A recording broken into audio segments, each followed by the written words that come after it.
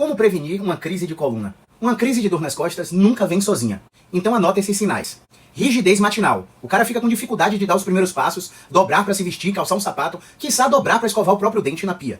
Se ele tá no escritório e uma caneta cai no chão, ele pensa 3 vezes antes de se abaixar. Ele adota um comportamento de medo e de evitação de determinados movimentos. Mas também é importante salientar que essa proteção é muito bem-vinda no início de uma crise. Só que o que a gente vê no consultório são pacientes que estão com esse comportamento há mais de 3 meses. Chamamos isso de um comportamento funcional mal adaptativo. Depois de 3 meses, não há mais lesão na coluna vertebral. Os tecidos já cicatrizaram, portanto, não faz sentido continuar se mexendo com tanta cautela. Você tem que tomar cuidado com uma coisa. Nas academias, nos estúdios de pilates, muitos profissionais vão te ensinar a fortalecer o abdômen.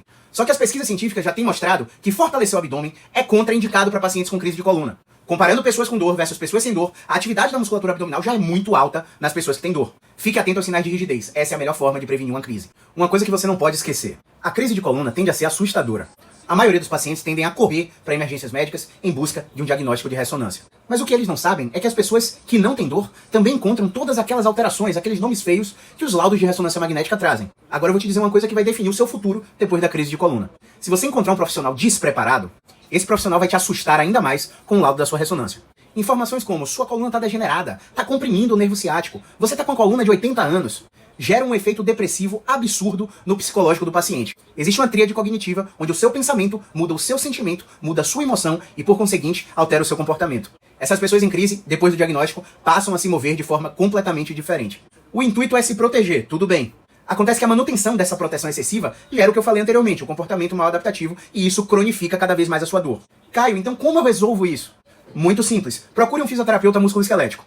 Os estudos científicos trazem que quando você vai no fisioterapeuta primeiro, a economia do tratamento é de até $2.700. O que você acha? Além de toda essa economia, quando a gente compara os pacientes que vão nos médicos e tomam anti-inflamatório versus os que não tomam anti-inflamatório, uma coisa incrível acontece. O paciente que não toma anti-inflamatório melhora mais rápido do que o paciente que toma o remédio. E eu te explico por quê. Eu sei que parece um contrassenso, mas existe um fenômeno neurofisiológico, neuroquímico que acontece no nosso organismo chamado quimiotaxia. A quimiotaxia faz com que você libere células imunológicas para irem até o tecido lesionado, degradar o tecido lesionado para que ele se recupere. A inflamação, portanto, parece ser um processo necessário e não um processo que precise ser evitado. Uma outra explicação científica para isso é a liberação dos neutrófilos. O paciente que teve a liberação de neutrófilo mais alta se recuperou mais rápido, e os anti-inflamatórios inibem essa liberação de neutrófilos. Um outro estudo comparou quem foi para a ressonância magnética versus quem não foi para a ressonância magnética. Adivinha o que ele encontrou? O paciente que foi para a ressonância demorou muito mais de melhorar da crise de coluna. Informações como essa não são veiculadas nos mainstreams, na Globo, no SBT, na TV, na grande mídia. Você sabia que apenas 4% das hérnias de disco são cirúrgicas? Se você quiser um tratamento assertivo para crise de coluna, é no fisioterapeuta musculoesquelético que você precisa ir.